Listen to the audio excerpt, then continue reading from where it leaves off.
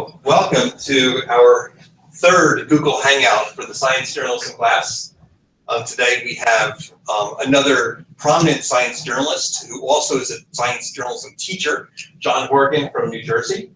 I will let him introduce, tell a little bit about himself and how he got into science writing. And John, I think our format is very loose, but generally what we've done is kind of kicked it to our guest speaker, our virtual guest speaker, for 10, 15, 20 minutes, however long you'd like, to kind of talk about your career as a science writer, how you got into it, what you do now, and then we'll just open it up for Q&A for 30 minutes or so.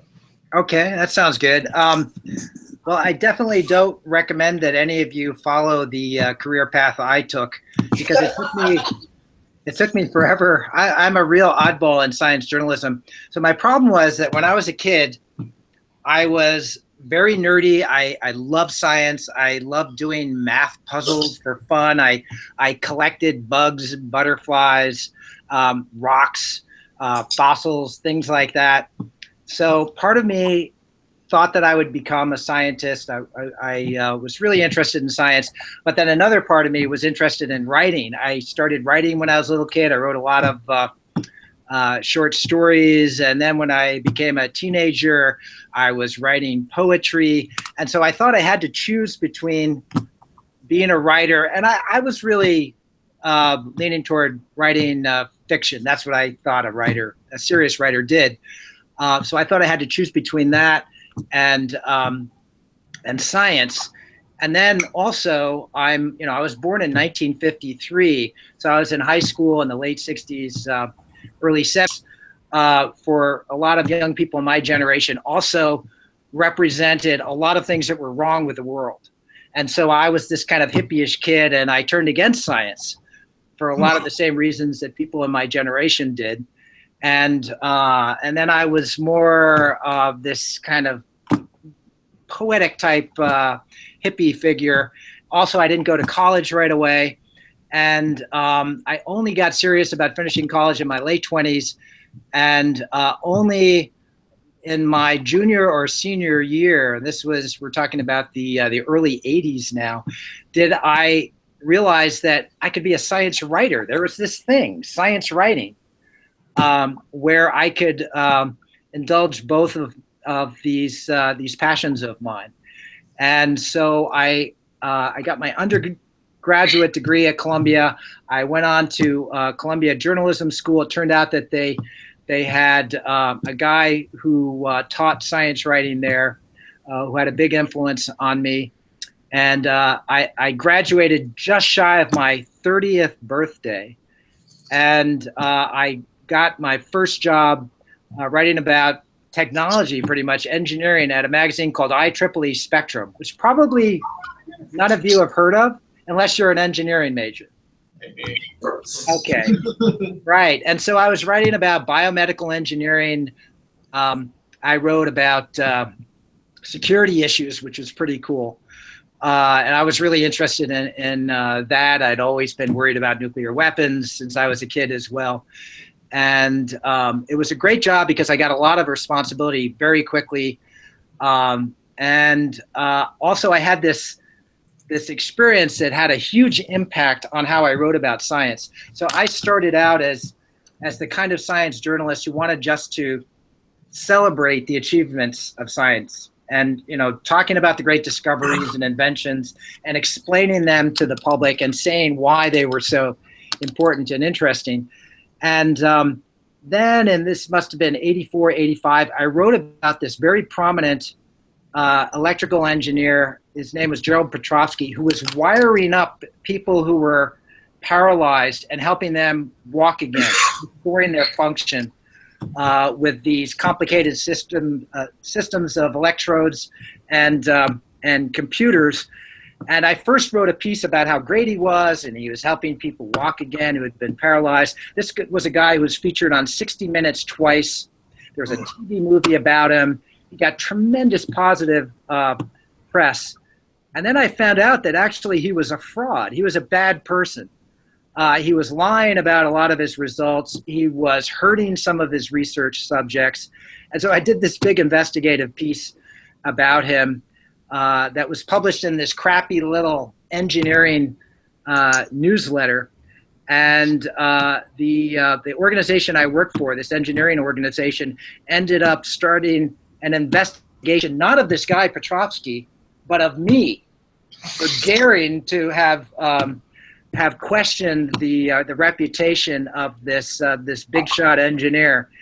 And so that really set me back on my heels. The investigation eventually confirmed everything that I reported about this guy, but it had the effect it had on me was that I became more of a critical science journalist from that point on. I decided that what it was important for me to do was not to serve as, to put it a little bit harshly, a public relations agent for science, because science already has plenty of public relations and people who are marketing the institution of science. I thought that what science needed was a tough, informed critic who respects science. I mean, and I became a science journalist because I think that science is the most impressive achievement of humans. It's an enormous source of knowledge and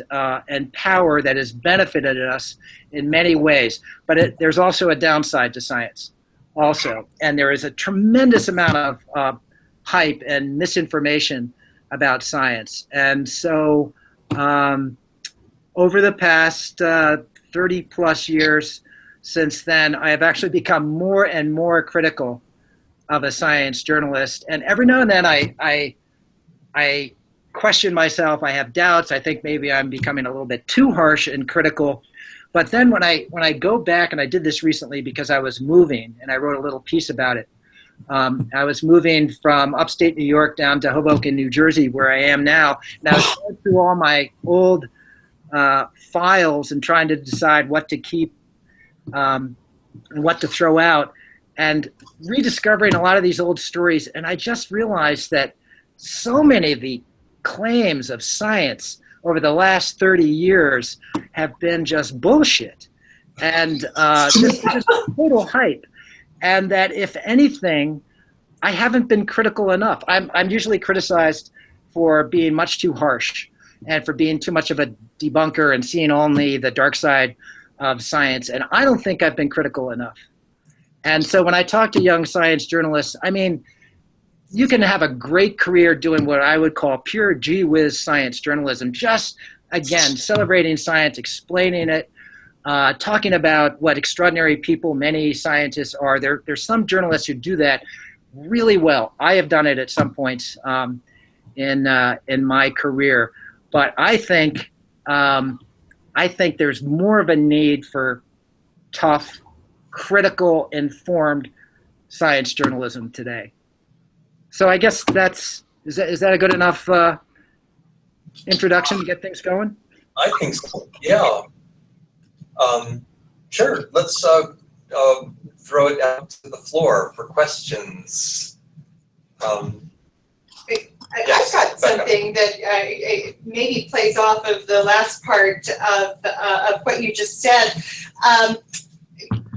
Unfortunately, I have not read The End of Science, but reading about it has made me very interested in it, and I'm looking forward to reading your book from 1996. And I was looking at a review of it in the New York Times from the same year. And so I'd like to ask a two-part question if I could. The review says, John Horgan makes the powerful case that the best and most exciting scientific discoveries are behind us. He doubts that there will be many new discoveries able to match in sweet potency and sheer shock value a theory like relativity, which set the universal speed limit at the pace of light and revealed the elasticity of space.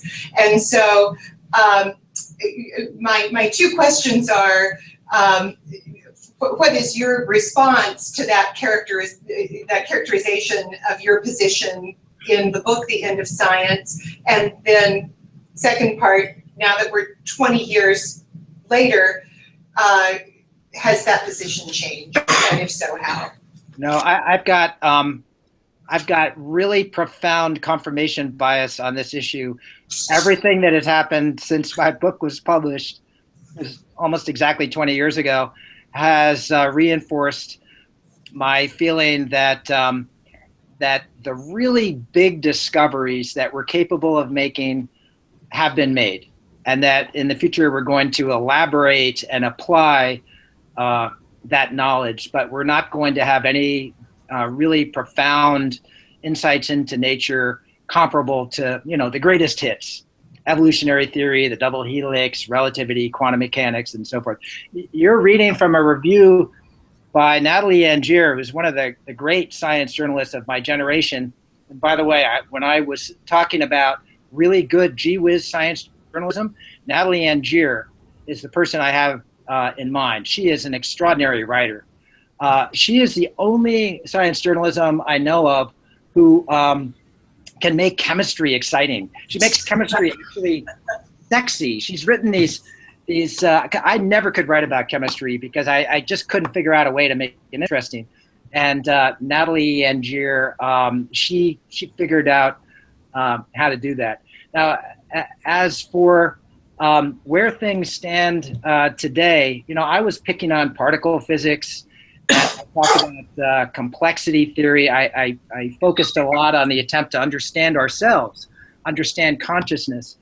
And one of the predictions I made in The End of Science was that you would see an increase in hype as scientists got more desperate at trying to come up with really exciting novel results. And I think that's been confirmed. I think you see that embodied by the replication crisis, which you guys have probably talked about in this class. Are you familiar with that phrase, the replication crisis? Just this emerging. We talked about it obliquely, but unpack that for us. Sure. It's come from a bunch of different sources, but especially this one guy, an epidemiologist named John Ioannidis, published a blockbuster paper back in 2005. He did an analysis of a lot of peer-reviewed articles and showed that a majority of them turned out to be making false or exaggerated claims. And that unleashed this wave of scrutiny of the scientific literature. We're not talking about the media and its misrepresentations. We're talking about the supposed gold standard of science, and how a lot of the peer-reviewed claims are false for various reasons that Ioannidis goes into. One of the biggest and most obvious is just the increased competition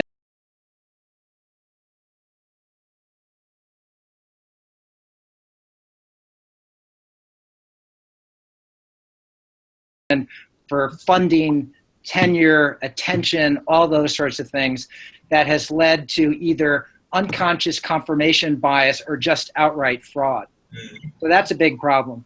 But I also look for areas of science where there are really smart, well-informed people grasping at what seem to me self-evidently silly theories. So a spectacular example of that is the realm of neuroscience and the attempt to understand human consciousness. I'm working on a book on the mind-body problem now, so I'm attending a lot of meetings on mind science, artificial intelligence, and things like this. One really popular theory now is called integrated information theory, and this is championed by Christoph Koch, who's maybe the leading neuroscientist in the United States, David Chalmers, who's maybe the leading philosopher, certainly philosopher of mind in the United States. The theory suggests that consciousness isn't just a byproduct of brains, it's a byproduct of all matter. So it's basically panpsychism, which means that consciousness is spread out through the entire universe. It's a crazy idea. To me, it's self-evidently wrong, or at least untestable, which makes it not really a serious scientific theory. And it just shows that that people are getting desperate. And so they're grasping at straws. The fact that string theory is still the leading contender for a unified theory of physics, even though it also is untestable, unconfirmable, is extraordinary to me. The problems of string theory have become more self-evident over time, and yet it's still kicking around out there. Serious people are talking about the existence of other universes in the realm of physics. And this used to be treated as kind of an embarrassment 20, 30 years ago. Now we're supposed to take the idea of multiverses seriously. So I like to, in my writing, sort of point to what I think are almost pathologies of science that reveal some of these underlying problems. And what I'm identifying as the chief problem is that science is bumping up against limits. Interesting. Of course, it looked like you had a question. Yeah, you were saying that during the 60s and 70s, a lot of people were kind of anti-science just because it represented a lot of things that are wrong with the world. When you broke into science writing, or at least learned about it, was it kind of a hard industry to get into because of that, or did that era kind of passed? Like, the people more welcoming to science? Oh, I'm not sure if the hostility of hippies to science ever had a serious impact on the profession of science journalism. I happen to be getting into science journalism at a time of enormous growth. And looking back, I hate when people talk about the golden era, but I was actually part of the golden era of science journalism, which lasted, I'd say, from the mid 80s to the late 90s, when a lot of newspapers were starting science sections. The New York Times had the Science Times, which was extraordinarily successful, mainly because it made money for the New York Times. They had a lot of advertising in it. It began around the time of the personal computer revolution, so they got a lot of those ads, and a lot of new magazines springing up devoted to science, general interest magazines also covering science more and more. And freelance rates were decent. You could actually make a living as a science journalist now. Back then. Today, I don't know how much Jeff is getting into these issues, but it's pretty tough out there. I got a job in academia 11 years ago, in part because it was getting too hard for me to make a living as a pure freelance science journalist. I actually had been a staff writer at Scientific American for 11 years, which was like a dream job. But then I got fired because of the end of science, because it was so controversial. And I was fine with that. In fact, I sort of brought the firing on by being even more obnoxious than I usually am. I started getting really good book advances. I was well paid as a freelancer. That lasted for about 8 years. And then, media are just in trouble now. It's harder and harder for media companies to make a profit, and science journalism is a particularly troubled little sub niche of media. That its troubles started even before the 2008 recession. So, on the other hand, the upside is that anybody can be a science journalist now. You can just start blogging and try to find an audience, and anything can happen. So in some ways, it's a very difficult period for people who are interested in science journalism, and in other ways, it's better than it ever was. I mean, I blog for Scientific American. I try to write a piece about once a week. I don't have an editor. I just get some dumb idea in my head, and then within hours, people are telling me online what a dumb idea it is. It's really fantastic. I'm not going through editors. So I find that I've actually never had more fun writing than I'm having right now. But I'm also really glad that I have a job in academia. John, what do you tell your students do you teach students who are aspiring science writers? No. No, I teach science writing, but not all of them are majoring in computer science or engineering or financial engineering. And every now and then, one of them timidly expresses interest in science journalism, and I say, no, get your degree in that other thing. And if you're interested in writing, go ahead and write. because maybe you'll become famous, maybe you'll make some money, but chances are that's going to be really tough. So have another source of income. Yeah. I hope this isn't too disillusioning for members of this class. I don't think so. I think that people are pretty realistic about Right. The state of the media. And this course is a hybrid in lots of different ways, but one way is maybe half of the students, not even that, maybe a third of the students in the class are mass comm majors, and the other 2/3 are from other disciplines. So Yeah, that's a good thing. By the way, I just have to, if I can make a pitch for science journalism again, I feel like it's the coolest career in the world. I feel so lucky to have stumbled into it. I have done so many, really, I mean, not to brag, but really amazing things. I've been to the South Pole, not just the Antarctic. I've been to the South Pole itself. This is about 25 years ago. I have I reported on a story on psychedelic drugs for Discover magazine when it was still owned by Disney Corporation. So Disney Corporation paid for me to go to Navajo Reservation and take peyote with about 20 Navajo Indians in a teepee. It was fantastic. This was a tax-deductible trip. I have the best part of the job is that I have met many of the smartest people who ever lived. I mean, if you go in the end of science, it's filled with these interviews I've had with legendary people, philosophers. Thomas Kuhn, I spent a whole afternoon with Thomas Kuhn, Karl Popper, Steven Weinberg, Stephen Hawking. I once held Stephen Hawking in my arms at a conference back in the early 90s, not in a romantic way, but because his wheelchair broke down and I had to carry him to this picnic area at this conference I was at. Talking about the meaning of life with Roger Penrose, Francis Crick, people like that. So if you can find a way to get into it, it is just so much fun. It really keeps you forever young. Yeah, Chris. So when you say there aren't going to be any more exciting major discoveries, do you think there have been exceptions in the past 20 years? For example, like the discovery of gravitational waves? Yeah, gravitational waves.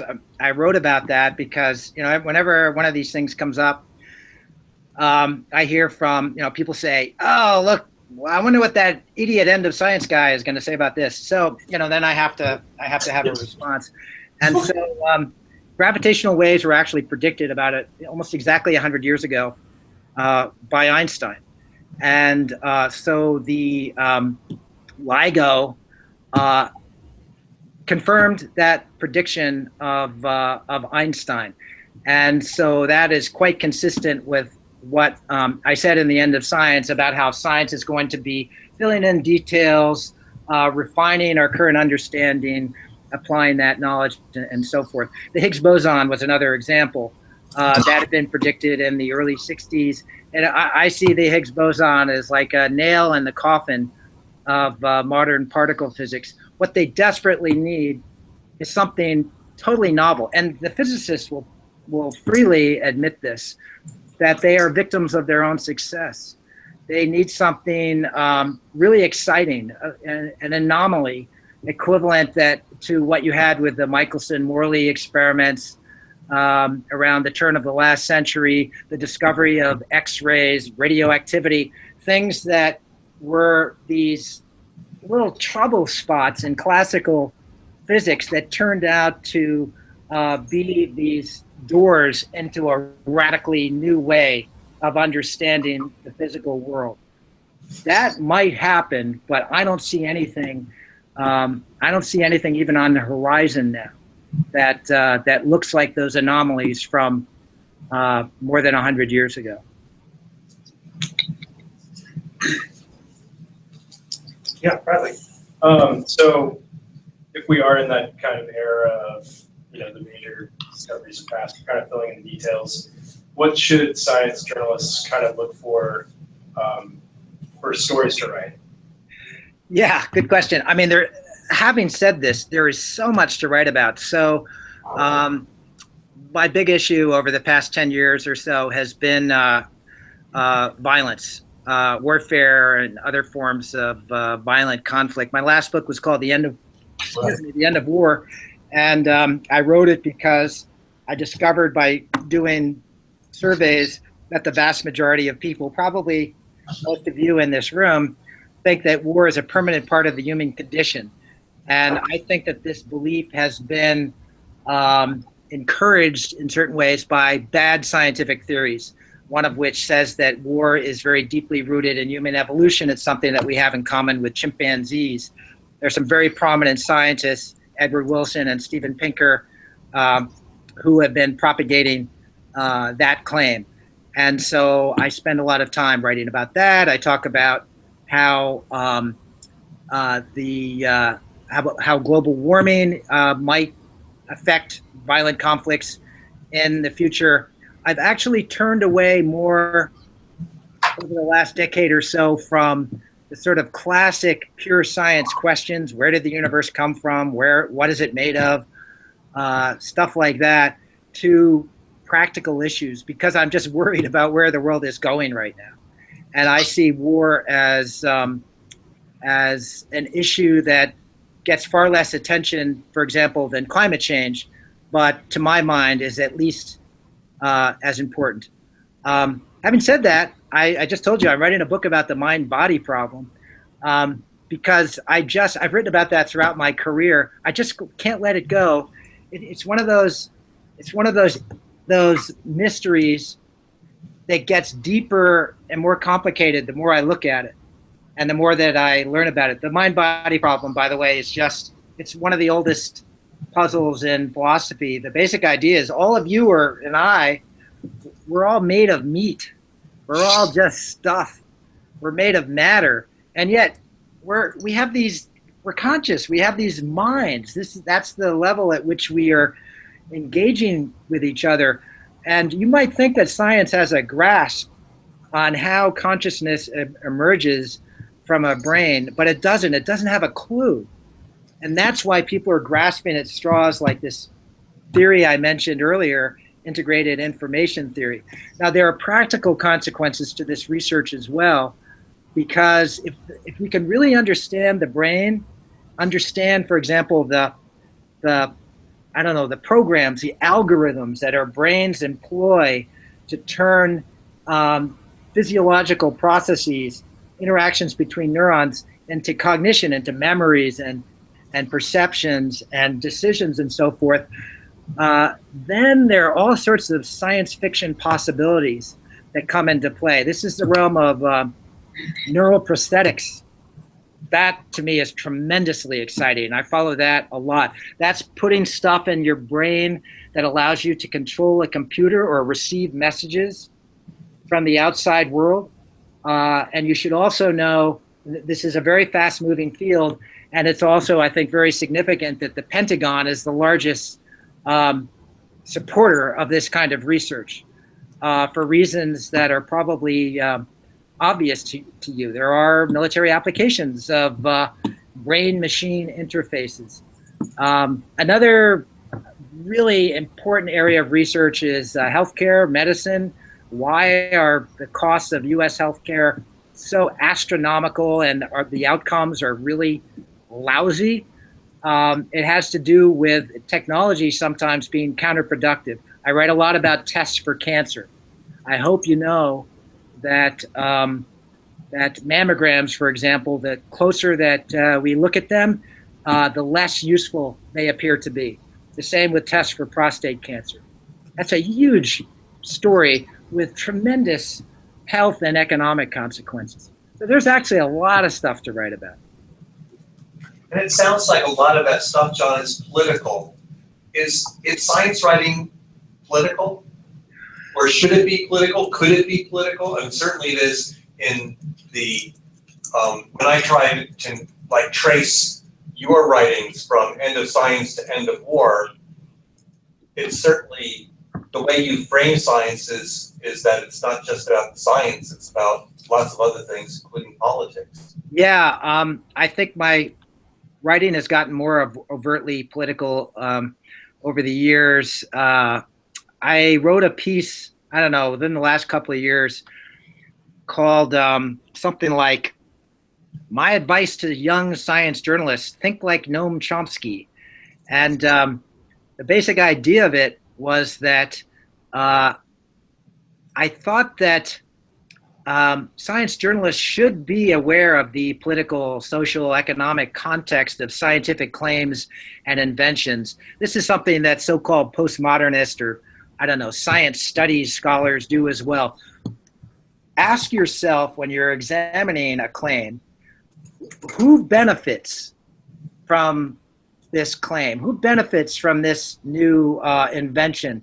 When you're talking about mammograms, for example, there's a whole industry of people who are benefiting financially from the promotion of mammograms. The National Football League, I think, relentlessly promotes them in its shows, which if any of you watch football, you've probably seen these public service announcements, because it's worried about football players beating the hell out of women, and it wants to promote itself as having at least some interest in women's issues, and so it tells women that they should get mammograms. I think that science journalism needs to have that kind of thinking. I see it as similar to the realm of political reporting. So no political reporter, or at least no good one, would simply report without scrutinizing and questioning the things that politicians say, or the legislation that is proposed or that has already been enacted. They follow the money, right? And science journalism, sometimes following the money is a little bit of a crude way of getting at an issue, but looking at who benefits is definitely appropriate. Good question. Yeah. Others? Sarah? Well, I have so many questions, John, and I think I'm going to ask a boring one, though. Getting back to the idea of replication studies, and I'm not sure that we covered this very well in the replication problem, which to my understanding is that there aren't enough replication studies, and we need to do that. But that's at the opposite end of the spectrum of what you're describing as being interesting and multidisciplinary and having a pragmatic effect. We're really seeing also from scientists tell us that they want more coverage of what they're calling everyday science, or this kind of incremental, one researcher, one result kind of story. Can you talk a little bit about that? Well, it's tough for young scientists to deal with this replication problem, because the way that they get hired, the way that they attract attention is by publishing novel results. So I think what scientists are trying to figure out now, dealing with the replication, problem, is how to reward people for undertaking replications. It's enormously important, but who's going to do that kind of drudge work? I think they all admit that it's important, but no one wants to do it. I wonder if there was maybe a bigger role for undergraduates in replication study concepts. Yeah, make the undergraduates do the boring stuff. I totally agree with that. There are actually lots of different schemes, and I think this is going to be one of those kind of glacial issues where I think first it's important that all this attention was drawn to the issue. There are some people who are saying that it's gone too far, and that science is not nearly as sort of unstable and rotten as has been implied by some of the reporting. I'm sure that's true, but there's definitely something going on there that is significant. By the way, this is a significant issue in terms of the publications, the way that science is communicated, not just by mass media, but by the journals themselves, which are also, they're competing for readers. They also want good financial returns. And some of the analyses of the replication crisis have pointed out the ways that journals in spite of the peer review process, have a strong bias toward exciting novel results, even if those results are not they're not well supported by the actual data. So I just think it's one of those things that journalists need to be aware of. I encountered this just recently. We were hiring a new psychology professor at my school, and several of the candidates had been involved in work that was coming into question. So the replication crisis is particularly severe in certain fields, and psychology is one of them. So it's really affecting. It's affecting lots of researchers, and I think it's something that the young people especially are going to have to figure out. But I don't have any brilliant ideas for solving it. I remember seeing a story or maybe hearing about it on NPR. This was recently, I think, I'm sure it was this year, about the crisis, the replication crisis, especially, I think was in psychology, talking about how in that particular discipline, it may have been more than half, but I remember it was some, very high proportion of official research studies had not been borne out in subsequent, attempts. Does that ring a bell with you by any chance? Well, I actually wrote a piece I blogged about it, and then Scientific American Mind asked me to turn it into a feature article. So that came out maybe last June. But Okay. But there's been a tremendous amount of attention to that. There's a guy named Dan Engber who writes. He's a really good science journalist. He writes for Slate, and he had a terrific piece that came out on the crisis in psychology last spring. So there's and again, this is one of those sort of systemic problems that I think science journalists, even if they don't write about it directly, need to be aware of, just to sort of heighten their overall level of skepticism toward really exciting new claims. Because it's basically just reinforcing the old cliche that the more cool and dramatic a claim is, the more likely it is to be wrong. Yeah, Kirby. You've obviously been in the whole journalistic game for a long time, especially in science journalism, and as you know and you have stated, this is a field that's a little harder to get into with not as many newspapers with science sections anymore. But also, you have a very active engagement in social media. You have a very active Twitter account, and blog. You have sort of adapted very well to this new set of circumstances. I was just wondering what your position on the emerging role of social media in science journalism is. It's funny. I refuse to do social media, Twitter or Facebook, on principle, and then the Scientific American blog editor, maybe 4 or 5 years ago, he said, "No, John, you've got to go on Facebook and Twitter because we all have to be promoting each other's stuff because it boosts more traffic to the Scientific American site." And so I thought, okay, I'll do it for that very cynical reason, and so I do it now. I don't know how effectively I do it. I've become addicted to it. I started out doing it reluctantly. Now I do it compulsively, and that worries me.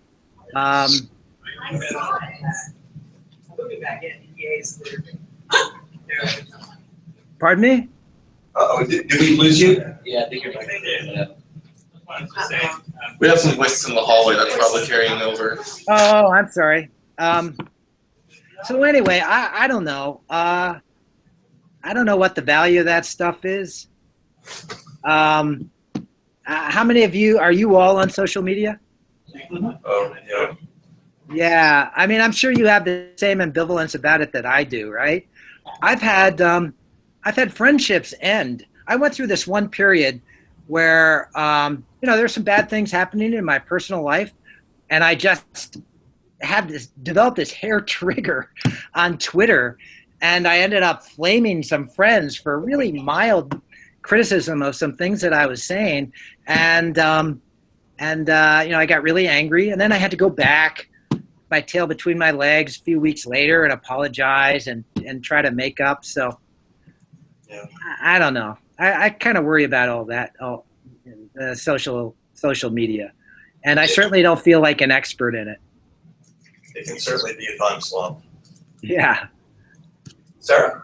I have a question that I'd like you to, I want to think back to your initial remarks about your very wide curiosity as a child.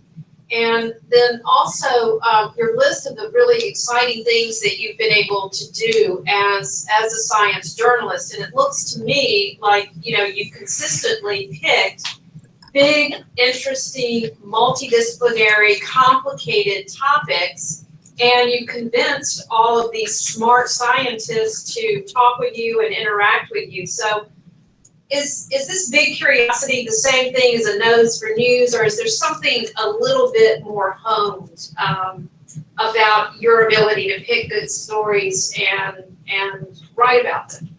Yeah, from the inside, I've had other people tell me. I did this event at the NYU graduate program in science writing, and the guy who interviewed me, Lee Hotz, is this very distinguished writer for the Wall Street Journal, and he presented me as somebody who's like this really slick science journalist who is really good at picking story ideas, and again he talked about social media. From the inside, I feel like I never really know what I'm doing. I tend to follow my obsessions though.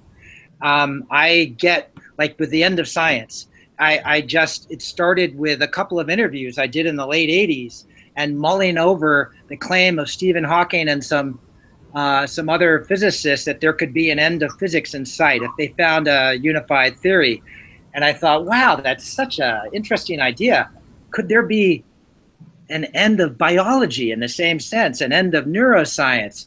And then I couldn't stop thinking about that topic. And so I had to write The End of Science in a way to get it out of my system. And then you still have to be a professional and try to write something that people are going to want to read. I guess I should say something about style. I feel as though I've only scratched the surface in terms of experimenting with different kinds of science journalism, different forms, and I'm looking for a new way to write about the mind-body problem, for example. I wrote a novel recently. I wrote a stream of consciousness account of one day in the life of a science journalist. These were failures. They didn't work. They were a lot of fun for me to do, but I guess the point I'm trying to make is that I feel as though there is a lot of room in science journalism for experimentation and style, for trying out different stuff. This is one of the things that you can do if you have your own blog. You can just try shit out. And this is something I do a lot on my blog. I try to have fun with the form in which I write, and Scientific American gives me enormous latitude. Writing is so hard that I always thought it was a mistake to try to figure out what the market wants and then write that thing.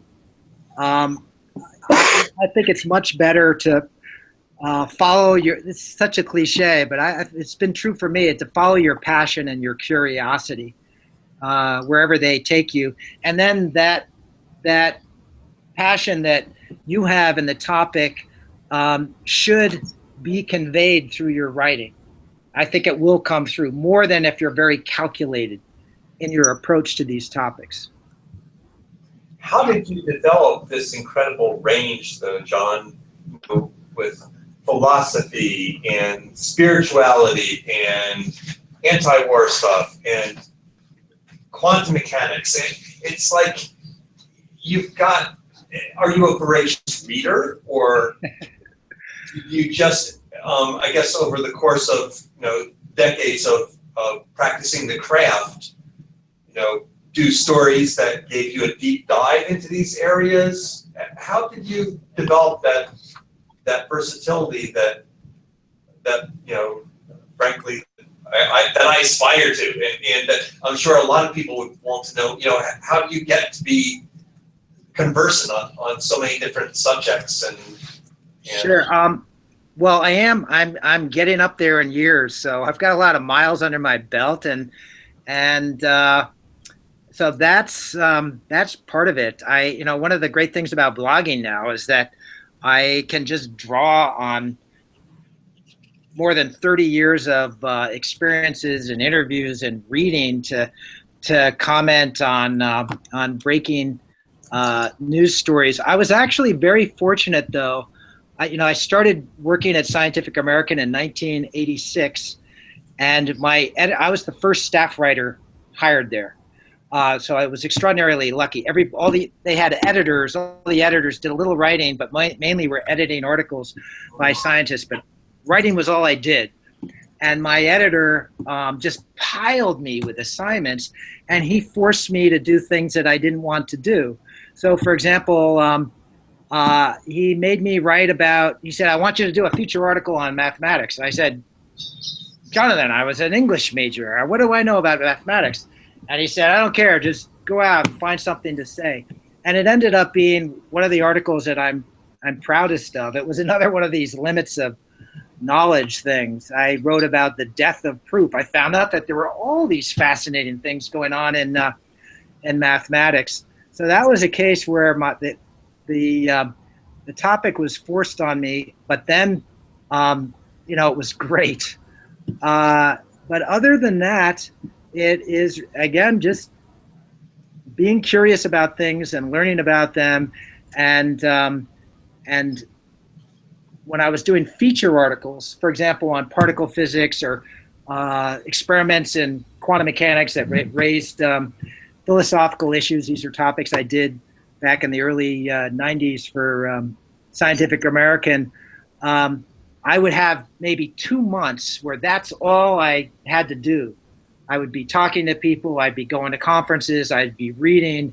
And so the great thing was that by the end of my research, I often was telling, and I don't know if this happens to reporters anymore, if they have the time to do this kind of research, I would tell my sources more than they told me.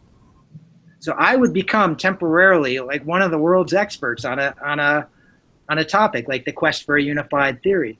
Because the scientists tend to be talking to people in their little subgroup. I'd be talking to a wider circle of people, and I would end up learning things that some of those people didn't know. So that was really exciting. So I was very fortunate to have that experience at Scientific American. Cool. Other questions? Kirby? Yep. This, with so many years of experience under your belt and the exploration of so many issues, I assume that probably at this point you have a pretty thick Rolodex of, I guess, sources to draw back on, people to go back to. It seems that in journalism of any sort, just as true in science journalism as some of the other people we've talked to before, is that I guess kind of maybe networking would be something that's important, to find people you can go to say, "Hey, I found somebody who has a position on this new physics thing. Do you know anything about it?" And Right. I'm just wondering if you have any advice on, I guess, the networking of science journalism. It's funny. I'm surprised that you even know what a Rolodex is. Do Rolodexes still exist? In old closets. Museums. I mean, it's like typewriter. Do you guys know what a typewriter is? Yes. It's funny. I used to have a Rolodex when I started out. And my first job was 1983. I had a Rolodex, and I had an IBM Selectric typewriter. I had a little bottle. Actually, I ended up getting a jumbo bottle of whiteout. I literally cut and pasted articles, because we didn't have computers in my first job until about 2 years into it. I got one of the first personal computers ever made. It was called a K-Pro. The thing was like huge. It must have weighed, I don't know, 25 or 30 pounds. And its total capacity on a floppy disk was the equivalent of about, I don't know, a 20-page story. So, that you're bringing back all these memories of how the technology has progressed. All my networking now is just built into, I'm using Gmail, and I just type in a couple of letters from somebody's name, and I get their email address. Finding sources is just so ridiculously easy now.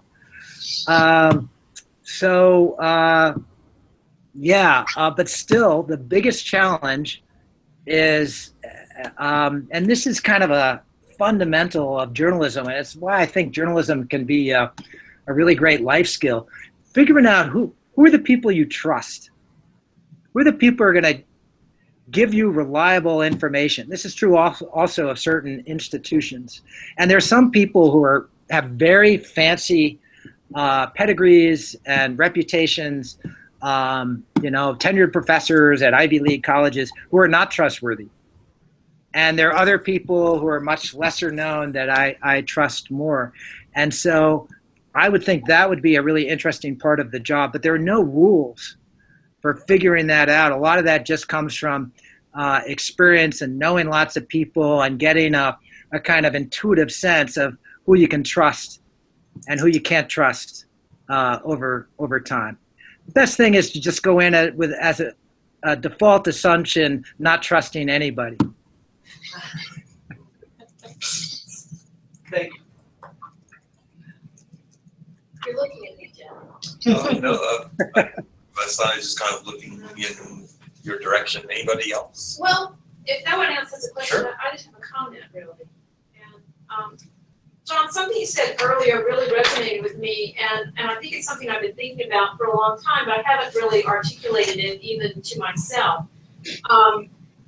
I wasn't introduced to you this way, but I'm actually not a journalist, and I'm not a journalism teacher. I'm a librarian.